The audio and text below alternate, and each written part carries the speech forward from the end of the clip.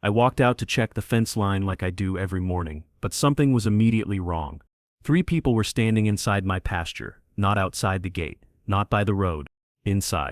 They wore matching polo shirts with an HOA logo and carried clipboards, phones, and measuring tapes. One of them was taking pictures of my fence posts. Another was writing something down while standing only a few feet from my cattle. My cows were stressed, pacing and snorting at the strangers. I called out, "Why are you on my property?" The tallest officer answered without looking at me, "Your fence violates community visibility standards." I blinked. "I'm not in your community. I'm not in any HOA. That's when their leader stepped forward, the HOA president. She acted like she had every right to be there. She gave me a slow, confident smirk and said, "Electric fences won't stop us. This land belongs under HOA oversight now." For a moment, I just stood there, shocked. How can an HOA claim authority over land that isn't even part of their neighborhood?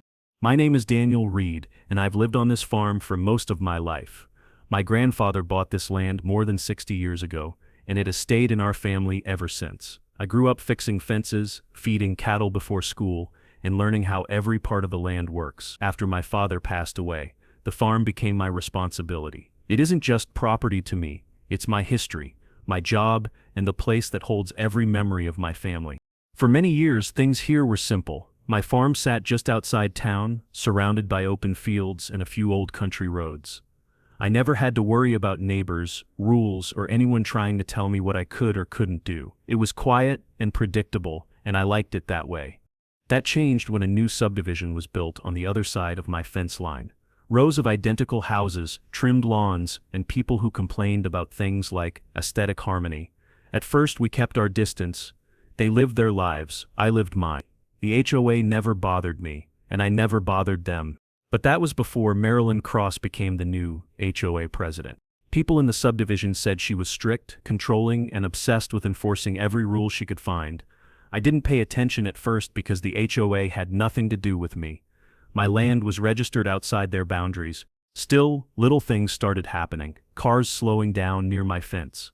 Strangers looking over the property line longer than necessary. A few odd letters in the mail about community expansion plans. I ignored it until the morning I found their officers standing inside my pasture. That was the moment I realized Marilyn wasn't planning to leave me alone. She was planning to take something that didn't belong to her. 2 days after the first incident, I saw a familiar white SUV crawling up my driveway. The same HOA logo was stamped on the door. I didn't even need to see the driver to know who it was. Marilyn Cross stepped out like she owned the place.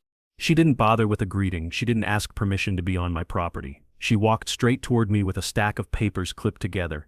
"I'm here to issue your official notices," she announced, handing the stack toward my chest.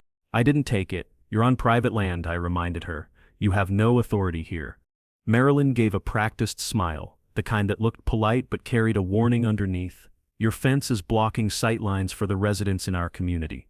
That violates Section 4B of our visibility standards." She tapped the top page as if she were pointing out a fact in a school book.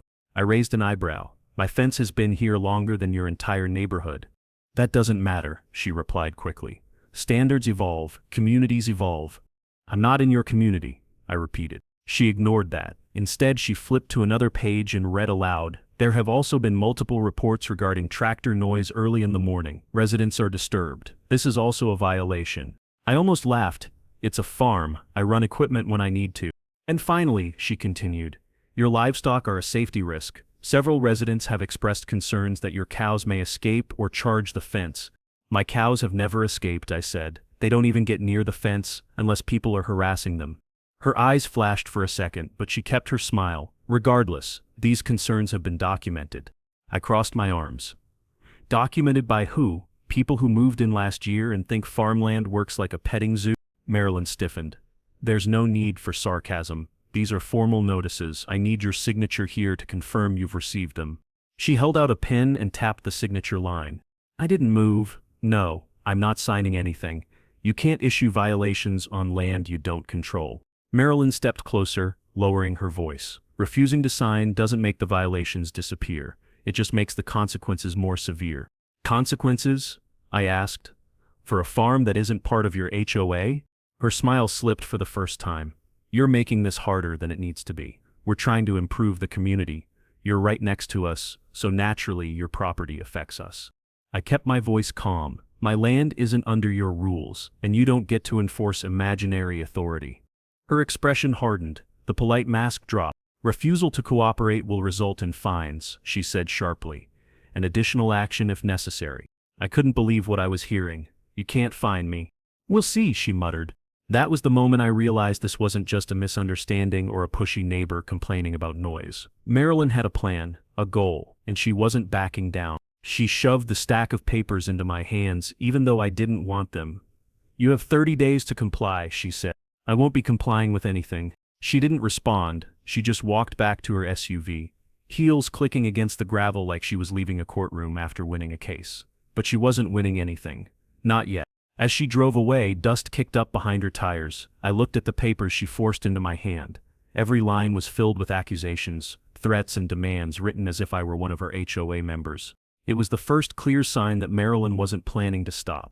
Not until she forced me to obey, or forced me off my own land. The morning after Marilyn delivered the so-called violation notices, I drove straight to the county office. I needed answers from someone who actually had authority, not an HOA president pretending she owned half the town.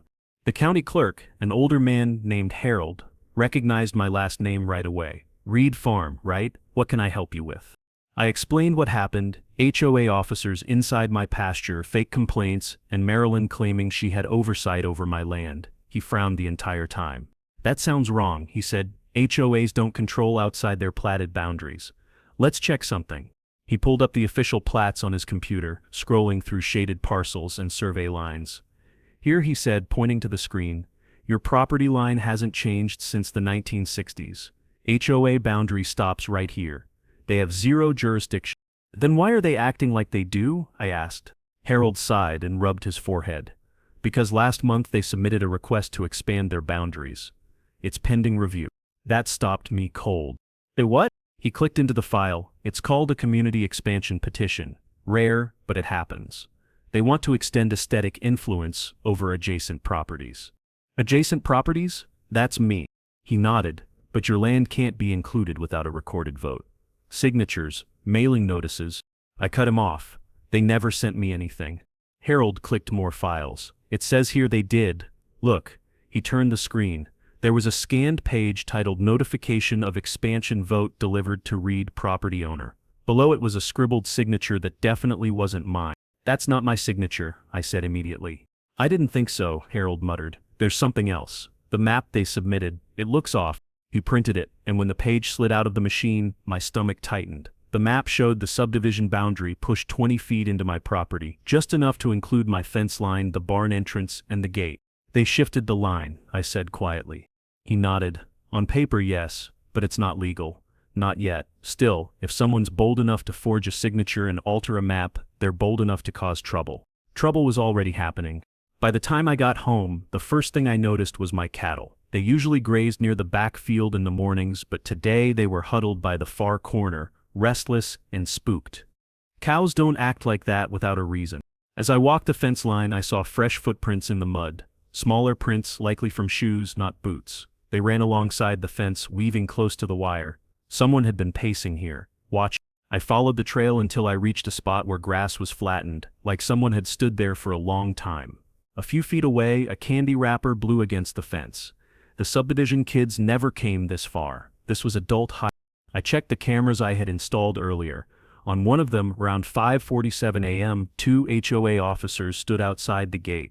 They leaned over the fence, shining flashlights into the pasture. One pointed at the barn, the other took pictures. They stayed for almost 10 minutes. Not inside this time, but close. Too close. My jaw tightened. The cattle weren't anxious for no reason. They had been bothered repeatedly.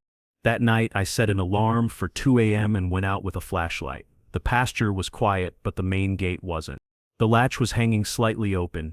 It wasn't broken, but it wasn't closed the way I had left it.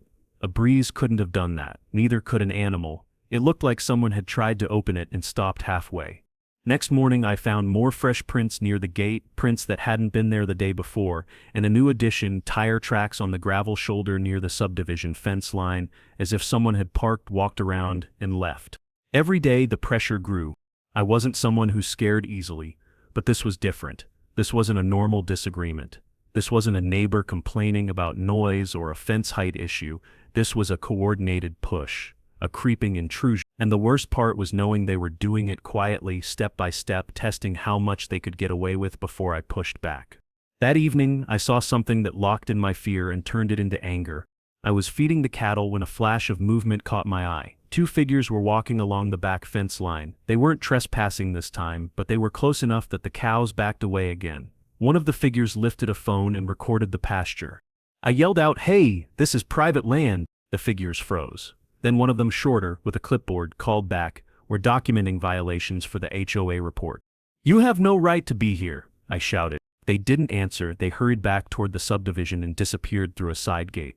My hands shook from anger. Marilyn wasn't stopping. She was escalating. She wanted evidence, even if she had to manufacture it. She wanted control, even if she had to steal it, and she was sending her officers again and again to intimidate me. That night, as I stood on my porch watching the fence line, I finally understood something important. This wasn't about visibility standards. This wasn't about noise. This wasn't about safety. Marilyn wanted my land, and she was willing to bend every rule to get it. The situation went from irritating to unbelievable in less than a week. I woke up one morning to find a bright yellow notice taped to my gate. It wasn't from the county, it wasn't from the sheriff's office. It was from the HOA. The paper claimed my livestock posed a significant danger to nearby residents and required an immediate safety evaluation. I stood there staring at it, feeling the kind of frustration that sits heavy in your chest. My cows are gentle, predictable animals. They've never escaped, never charged a fence, never harmed anyone. But according to the notice, they were now a threat to suburban families living behind trimmed hedges and backyard sprinklers. Later that afternoon, I heard a truck pull onto my driveway. A man wearing an animal control badge stepped out. He introduced himself politely, so I didn't blame him for what came next. He explained that the HOA had filed a complaint about aggressive livestock and unsafe pasture conditions. I showed him the cows, the fence, the gates, the well-maintained fields. He shook his head and admitted that everything looked perfectly fine, but said he was required to file a report since a formal complaint had been submitted. He apologized, then left. The embarrassment wasn't his, it was mine, standing there while someone inspected my cattle because a power-hungry HOA president wanted ammunition. The next blow arrived 2 days later when a code enforcement officer drove up. This time the issue was excessive noise from heavy machinery. The officer said they'd received multiple reports that my tractor was being operated outside permissible hours. I told him I wasn't in any HOA and had no noise restrictions. He agreed, but just like the animal control visit, he was required to record the complaint. I noticed his hesitation, like he knew something was off but couldn't say it directly. When he left, he gave me a look that said, "You're being targeted." I already knew that. The mail made everything worse. Letters from the HOA began arriving almost daily. Each one sounded more threatening than the last. The wording was always dramatic, full of legal-sounding phrases meant to scare me into obedience. Pending legal action, failure to comply, escalation of enforcement, final warning before fines are issued. Every letter assumed they had authority over me. Every letter pretended I was under their rules. They ignored the facts and created their own reality on paper.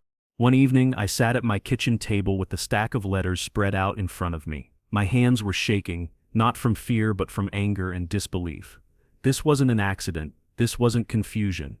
The HOA had a plan. They were trying to build a case against me by flooding county agencies with fake complaints.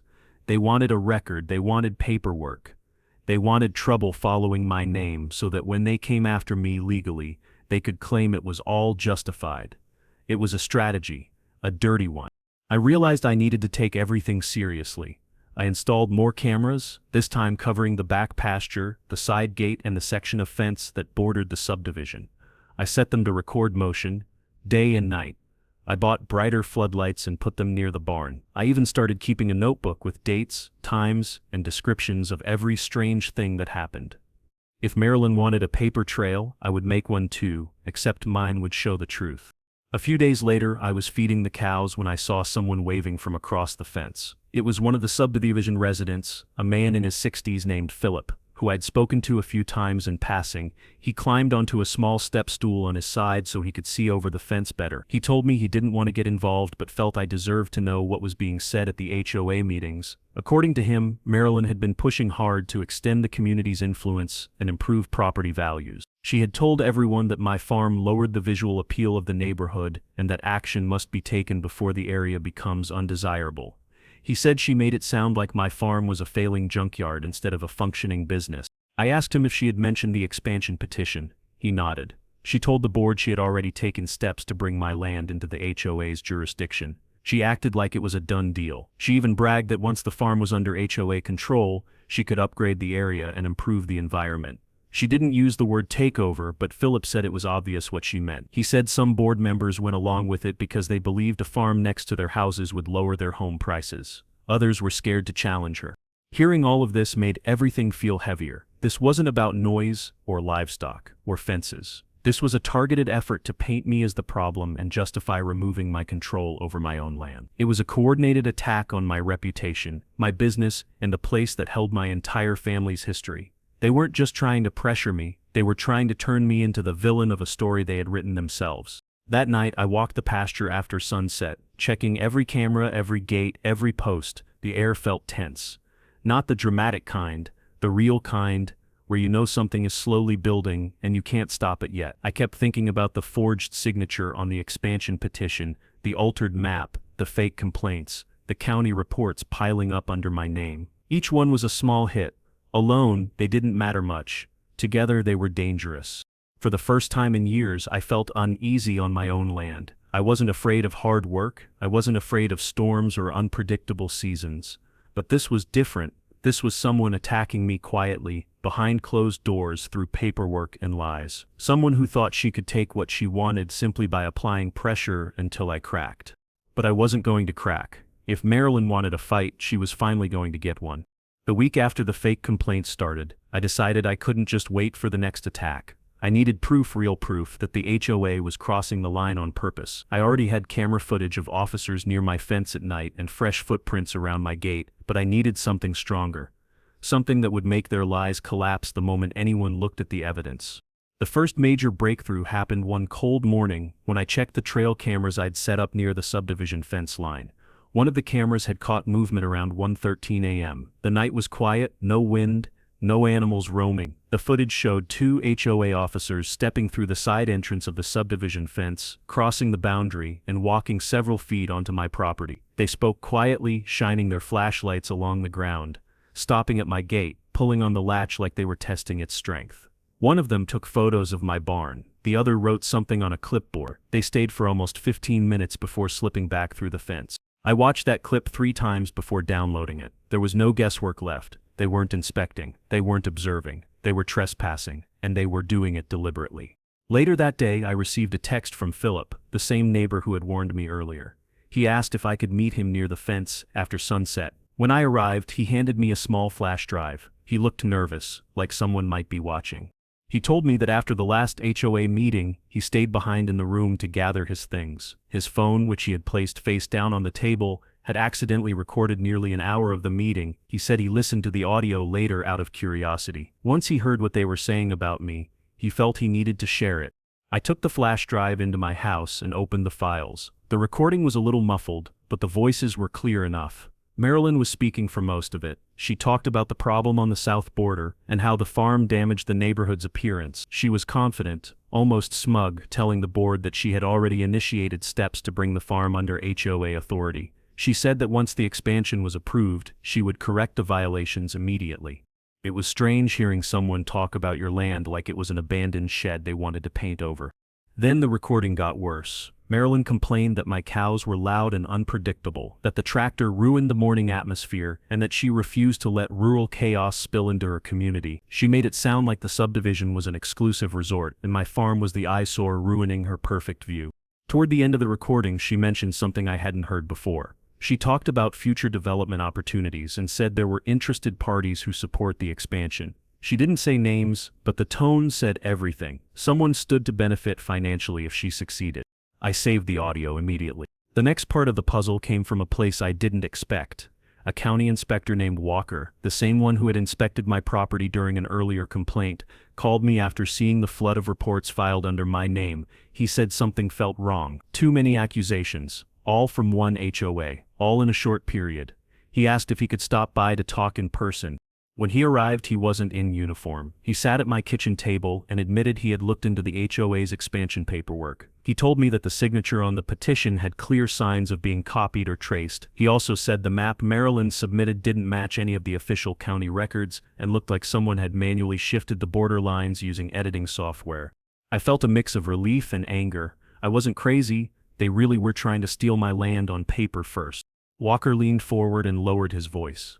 He told me that someone at the county office, someone who disliked Maryland's tactics, had shown him internal emails from HOA board members. The emails discussed boundary influence and expected collaboration with development partners. They mentioned long-term visual planning and optimizing community frontage. It didn't take a lawyer to understand what they meant. Developers wanted access to farmland for future expansion. Maryland wanted to be the one who delivered it to them. The HOA push wasn't about fences or tractors. It was about money, control, and influence. They couldn't buy my land outright, so they were trying to regulate it until I either surrendered or moved. When Walker finished explaining, he placed a folder on my table.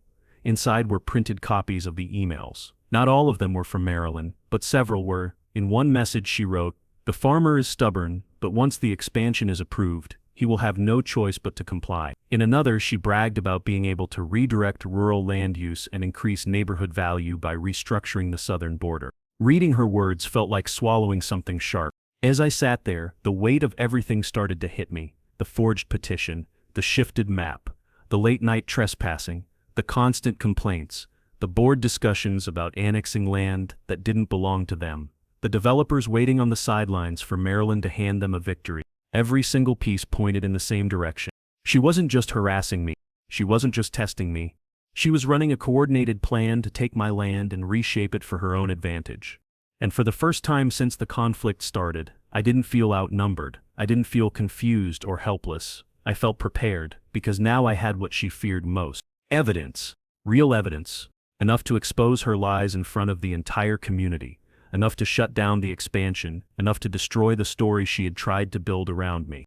Walker stood up to leave and stopped at the door. He looked back and said, "She's crossing lines she shouldn't cross. Don't let her push you out. Use what you have." After he left, I placed all the evidence on my table: videos, emails, audio recordings, photos, and the forged documents. For the first time in weeks, the pressure on my chest eased. I finally had the truth in my hands, and the truth was stronger than every lie she had thrown at me. That night, as I organized everything into folders, I realized something important. The fight wasn't just about my fence anymore. It wasn't even about the cattle or the noise. It was about exposing a fraud big enough to take down the entire scheme. And for the first time since this nightmare began, I knew I was finally ready. The HOA scheduled their monthly community meeting for a Thursday evening, and by the time I reached the clubhouse, the parking lot was full. Cars lined the street on both sides. People stood near the entrance talking in sharp voices. Some looked excited, others looked irritated, everyone looked curious. Word had spread that something big was going to happen tonight, and I knew exactly what it was. Inside, the room was packed wall to wall. Every seat was filled. People stood along the back, whispering about the farmer situation like it was entertainment. At the front table sat the HOA board, trying to look calm. Marilyn sat in the center seat with her usual confidence, but even from the doorway, I could see she was tense. She spotted me immediately. She forced a smile that looked more like a warning and leaned toward the microphone. "Let's begin," she said, tapping the mic with her finger. The chatter died down. She opened with a dramatic speech, acting like she was giving a State of the Union address. She talked about improvements in the community, upcoming projects, neighborhood guidelines, and then shifted just like I knew she would. "Now," she said, pretending to sigh, "we must address a serious ongoing concern that affects our entire community." She paused for effect. "The property to the south has been a continuous source of frustration, disturbance, and safety risk." People turned toward me. She continued as if she were reading from a script.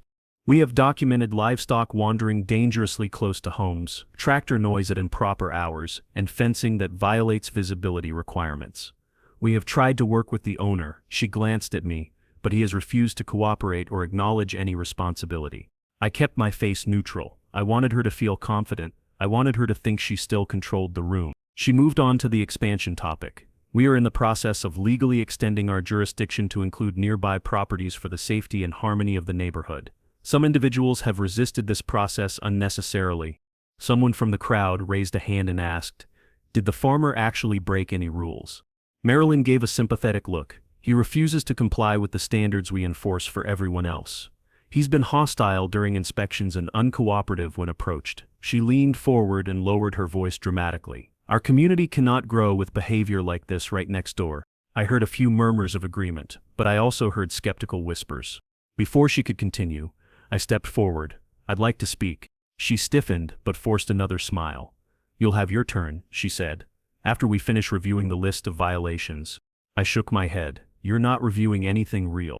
Gasps and whispers filled the room. A few people turned their chairs toward me. Marilyn's lips tightened.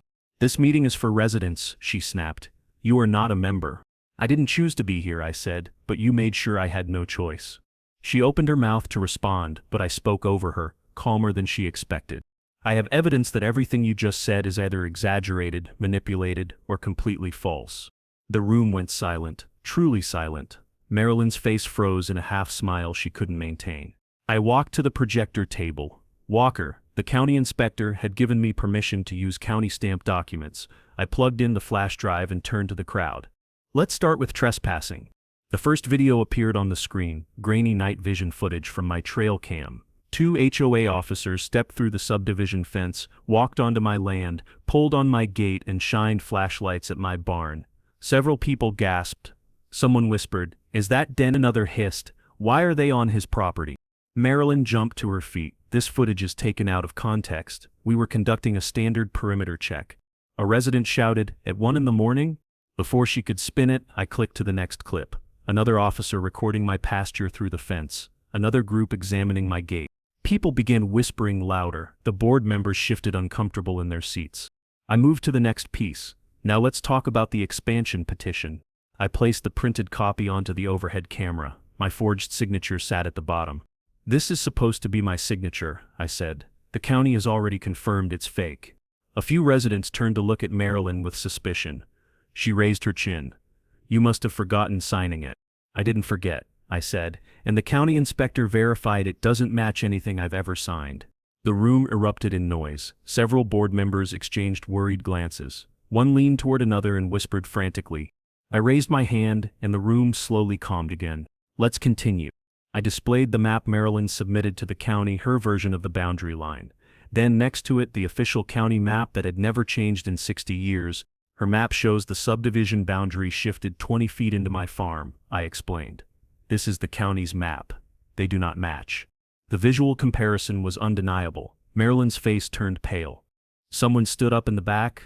"Why would you shift the boundary?" they demanded. Marilyn tried to speak, but her voice caught. She swallowed and forced words out. That map was corrected later. The first version was just a draft. "It was submitted to the county," I said, "and labeled as final." The crowd's mood changed fast. People who had come in neutral were now suspicious. Those who liked Marilyn were now quiet. I wasn't done yet. "There's more." I played the audio recording Philip had given me. Marilyn's voice filled the room, talking about my farm like it was hers to redesign, saying she would correct the violations, bragging that she had already taken steps without approval, and describing my land as rural chaos. The room exploded. People shouted questions. A woman stood and yelled, "You promised us transparency." Another man shouted, "You can't talk about someone's property like that." The board members looked stunned. One of them wiped sweat from his forehead, clearly panicking. Marilyn lost her composure. "That recording is illegal. It's taken out of context. You don't understand." One board member cut her off. "Marilyn, did you pressure us into approving this expansion?" She tried to deny it, but her voice cracked. The board member pushed again. "You told us this was already handled. You said the farmer agreed. You said the county supported it." Another board member finally stood up and said the truth. "She pressured us. She told us we'd lose our positions if we didn't cooperate." The room went silent again. Marilyn looked around, realizing she had lost control. Her face turned red, then pale, then a strange mix of both. I spoke one last time. "You've been lying to everyone, trespassing, forging documents, filing fake complaints, harassing my farm, manipulating your own board. And for what?" to push a boundary line that doesn't belong to you? People no longer looked at Marilyn with respect or fear, they looked at her with betrayal. Her power cracked in that moment, completely. The board members sat frozen. Residents began demanding answers, demanding audits, demanding resignations. And Marilyn, the woman who had walked onto my land smiling like she owned the place, now stood alone at the front table, holding onto the microphone like it was the only thing she had left. Her empire was collapsing, and everyone in the room knew it. The county hearing was scheduled for a Monday morning. I arrived early, carrying 2 folders packed with evidence. The building was quiet, but my stomach felt tight. This wasn't just another complaint or argument. This was the day the county would decide whether Marilyn's lies carried weight or whether the truth finally pulled everything into the open. People slowly filled the hallway outside the hearing room. Some were subdivision residents, some were board members, a few were just curious neighbors who had heard rumors. And of course Marilyn showed up with 2 HOA officers walking behind her like bodyguards. She held her head high, acting confident, but there was a nervous flicker in her eyes that she couldn't hide. Inside, the hearing room wasn't fancy. A long table for the county officials, a few rows of chairs, and a projector at the front. The judge, a calm middle-aged man named Judge Keller, entered and sat with a folder of documents in front of him. "Let's begin," he said. "We are here to review the HOA boundary expansion request, the claims of jurisdiction over the Reed property, and any related complaints. Both sides will have the chance to speak." Marilyn stood immediately, as if she had rehearsed this moment. "Your Honor," she began, "our community has suffered repeated disturbances due to the neighboring farm. We have acted within our rights to protect our residents. The expansion request is meant to support safety, order, and improved environmental standards." She spoke quickly, almost desperately. The more she talked, the more obvious it became that she was trying to take control before I could speak. She mentioned noise, livestock, boundary lines, and necessary oversight. She made it sound like she was saving the entire neighborhood from a dangerous threat. When she finally stopped, the judge nodded and turned to me. "Your response?"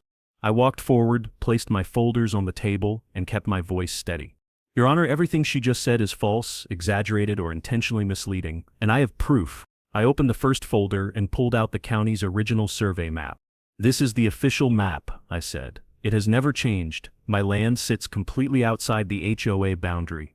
Then I placed Marilyn's submitted map next to it. The judge leaned forward. "This version," I explained, "was altered. The boundary line is shifted 20 feet into my property. The county inspector already confirmed this is fraudulent." The judge compared the 2 documents closely. The difference was obvious. Even the residents watching from the audience murmured. Marilyn immediately stood. "That map was an early draft," she said sharply. "We corrected it later." The judge held up her map. "This one is stamped final submission. Are you saying this is not your signature on the bottom?" Her lips tightened. "It was part of the paperwork. I didn't personally stamp it." The judge stared at her for a long second, then set both maps aside. Next, I pulled up the trail cam footage on the projector. The room dimmed as the first video played. The timestamp appeared in the corner. 2 HOA officers walked onto my land, pulled on my gate, and shined flashlights into the pasture. The judge watched closely. So did everyone else. When the officers appeared, tugging on the gate again in the second video, a few people whispered angrily. One board member covered his face with his hand like he couldn't believe what he was seeing. The judge asked, "Mrs. Cross, did you authorize your officers to enter the Reed property without permission?" Marilyn straightened her shoulders. "We were performing a perimeter check." The judge raised an eyebrow. At 1:15 in the morning, she opened her mouth but nothing came out. I continued. I played the recording from Philip, the one where Marilyn talked about correcting violations, taking control, and future development opportunities. Her voice filled the room, calm and confident, explaining how she planned to bring my land under HOA control whether I agreed or not. A painful silence settled over the room as the recording ended. The judge folded his hands. "Mrs. Cross, were you negotiating with developers about potential use of the Reed property?" Marilyn hesitated, then said, "Those discussions were hypothetical. Community improvement requires exploring long-term plans." The judge did not look convinced. I opened the second folder and placed printed email copies on the table, emails between board members, emails between Marilyn and a developer representative, emails where she bragged about redirecting rural land use and handling the farmer before the expansion becomes public. The judge flipped through each page carefully. Each sheet was more damaging than the last. Finally, I stepped aside and let the witnesses speak. Walker, the county inspector, testified that the expansion petition included a forged signature and a manipulated map. Philip testified about what he heard at the HOA meeting. 2 residents spoke about feeling pressured by Marilyn. Even a board member admitted that she bullied them into approving her ideas. By now, Marilyn's confidence had collapsed. She kept adjusting her folder, tapping her fingers, swallowing hard. Her officers looked uncomfortable sitting beside her. The calm, powerful HOA president was gone. What remained was a person caught in her own trap. The judge leaned back in his chair and rubbed his forehead. He spent several moments reviewing everything, flipping between maps, videos, emails, and statements. Then he looked at Marilyn. "Mrs. Cross, the evidence shows trespassing, document manipulation, false complaints, and unauthorized attempts to claim jurisdiction over land that does not belong to your association." Marilyn tried to interrupt, but he raised a hand. "It also shows intentions to use this expansion for purposes unrelated to community safety. You acted outside your authority, and you misled your own board." Marilyn's face turned red, then white. She opened her mouth to speak, but no words came. The judge turned to me. "Mr. Reed, thank you for your documentation. Your evidence is clear." He looked out at the room of residents and board members. "My ruling will be finalized shortly." That was the moment I knew the truth had finally taken over. But the final ruling still had to be delivered. The judge called a short recess before delivering the final ruling. People gathered in small groups, whispering about everything they'd just seen. Some looked shocked, some looked angry, a few looked embarrassed for ever believing Marilyn in the first place. I stood near the wall, hands in my pockets, trying to steady my breathing. This entire fight had lasted weeks, but the weight of it all felt like years.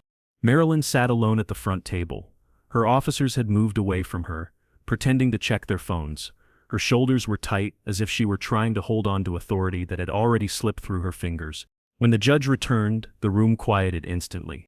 He adjusted his glasses and spoke clearly, his voice echoing through the hearing room.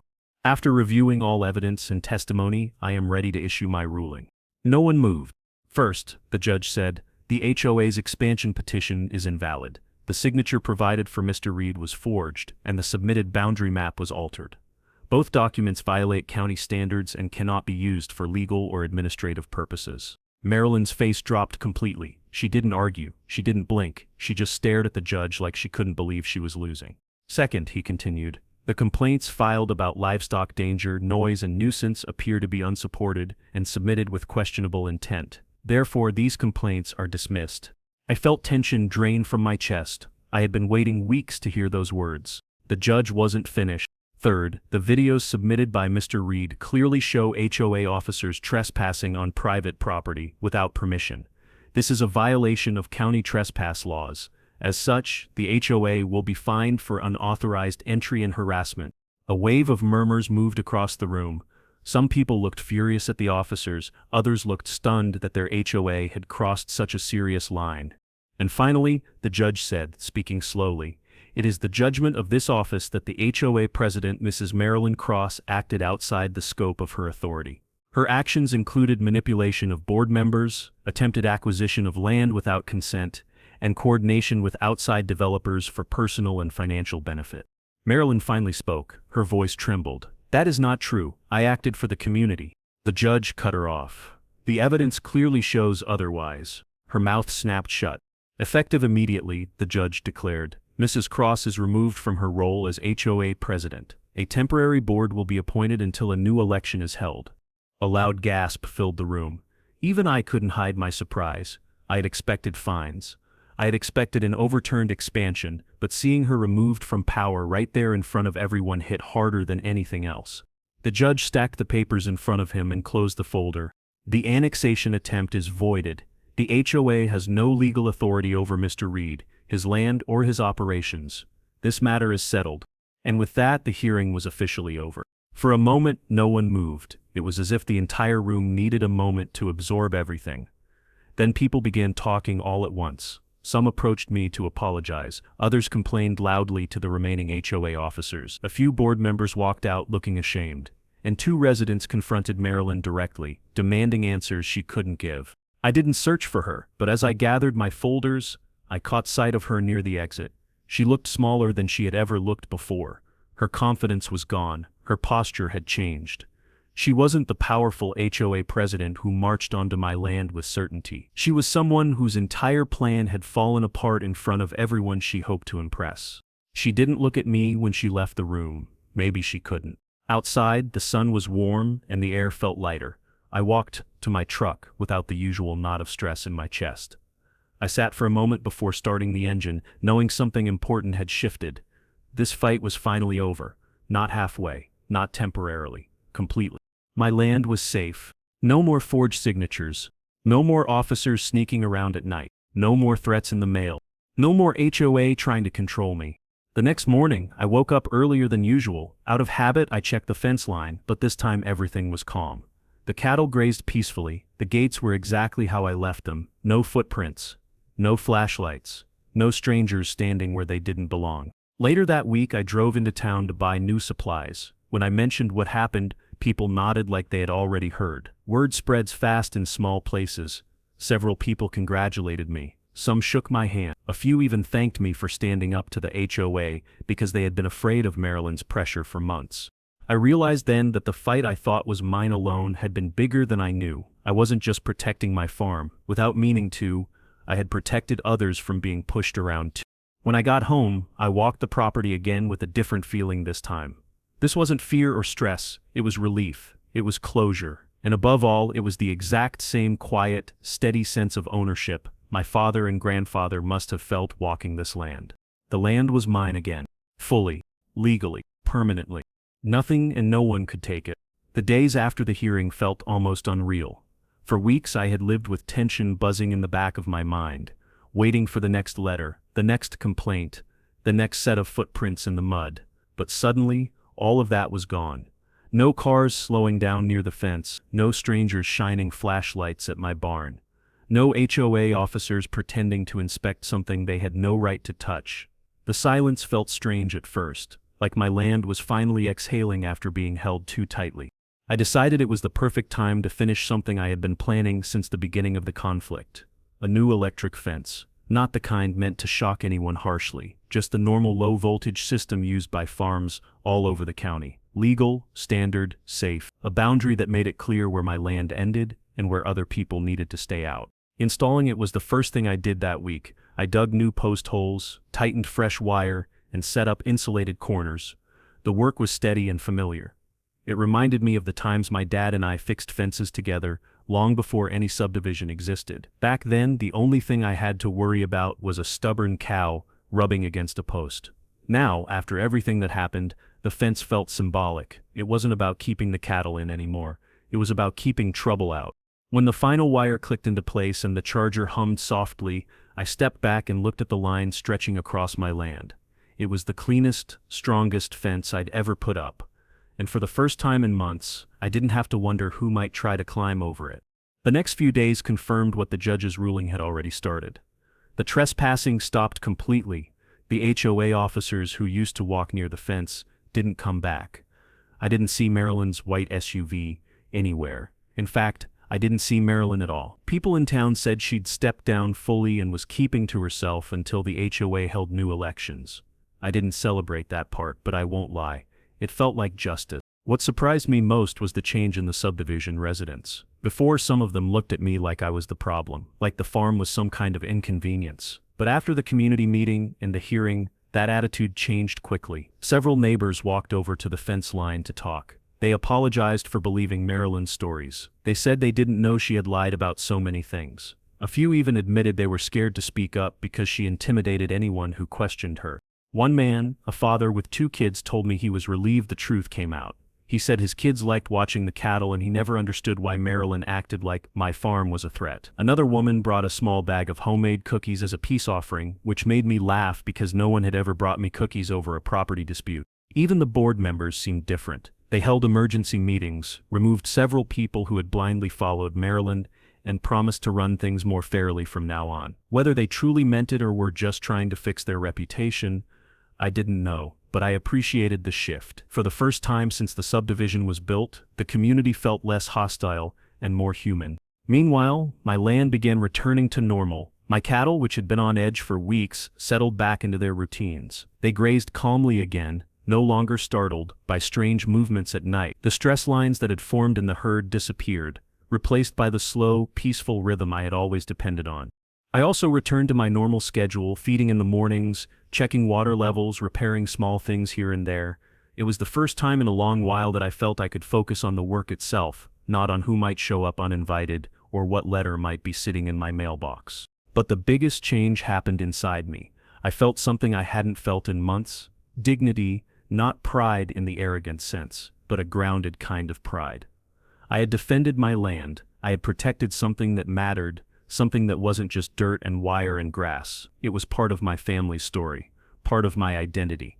And knowing I hadn't let anyone take that from me felt like getting a piece of myself back.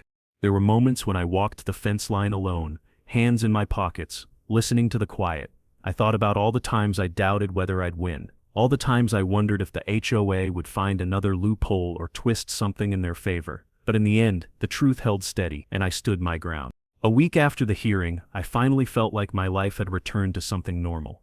The routines that used to feel automatic, morning feeding, checking water troughs, repairing small things around the farm, now felt easier, lighter, almost peaceful again. Even simple sounds like the wind moving through the pasture or the low hum of the electric fence brought comfort instead of tension. Word about the hearing spread through town faster than I expected. Everywhere I went, farm supply store, diner, feed shop, people nodded or mentioned something encouraging. Some just said, "Glad you won," while others shared their own stories about dealing with aggressive HOAs. I realized I wasn't the only one who had been pushed around by people who abused authority. But unlike many others, I had won, and people respected that. One afternoon, I heard a knock on my front gate. It was the county inspector, Walker. He wasn't there for an inspection, just passing by on his way to another job. He leaned against the fence and said he was happy the truth came out. Then he told me something I hadn't expected. After the hearing, several HOA officers were questioned by the county about their late-night trespassing. Most of them admitted they were following Maryland's orders and felt pressured to participate. A few even resigned from the HOA altogether. Walker shrugged and said, "Power makes some people forget boundaries. Good thing you didn't." I thanked him. He didn't stay long, but after he left, his words stuck with me. I didn't fight because I wanted a victory. I fought because walking away would have meant giving up who I was, and that was something I couldn't do. As the subdivision reorganized its leadership, I noticed more families spending time outside again. Kids rode bikes near the new park, parents chatted in driveways. The hostility that once hung around the fence line seemed to evaporate. Even the people who had avoided eye contact before now waved when they passed by. It felt like the entire neighborhood had taken a deep breath and reset itself. One evening, an older couple from the subdivision stopped by the gate with a plate of cornbread. They said they were embarrassed by how things had unfolded and wanted to make amends. The man admitted he had been silent during the HOA pressure because he didn't want to get involved. The woman said she always admired how peaceful the farm looked from her backyard, but never said it because Marilyn used to scold anyone who complimented my property. I told them I appreciated the gesture and thanked them. When they left, I felt a strange sense of connection that hadn't existed before. With the tension gone, the cattle returned completely to their old behavior. They grazed without stress, wandered the pasture calmly, and slept soundly at night. For the first time in months, I didn't find them clustered nervously in one corner or jumping at shadows near the fence line. Animals can sense danger long before humans do, and now they sensed safety again. That was enough for me. One afternoon, I stood near the electric fence and looked across the land. As the sun dipped low, not in a dramatic way, just in the normal way it always had, I realized the land felt like itself again. Quiet, steady, honest. I walked along the property line slowly, letting the gravel crunch under my boots. At the far corner I stopped and rested my hand on a fence post. The fight hadn't made me richer, it hadn't made the farm bigger or better, but it had done something more important. It reminded me that ownership isn't just about paperwork, it's about responsibility, memory, family, pride, and sometimes, defending those things requires standing alone until people finally see what's real. I remembered my dad telling me once, "A man's land is a piece of his soul. Don't let anyone take it." Back then, I thought he meant thieves, or storms, or droughts. I never imagined the threat would come wearing a polo shirt with an HOA logo. By the time I made it back to the house, the sky was darker and the lights from the subdivision flickered through the trees.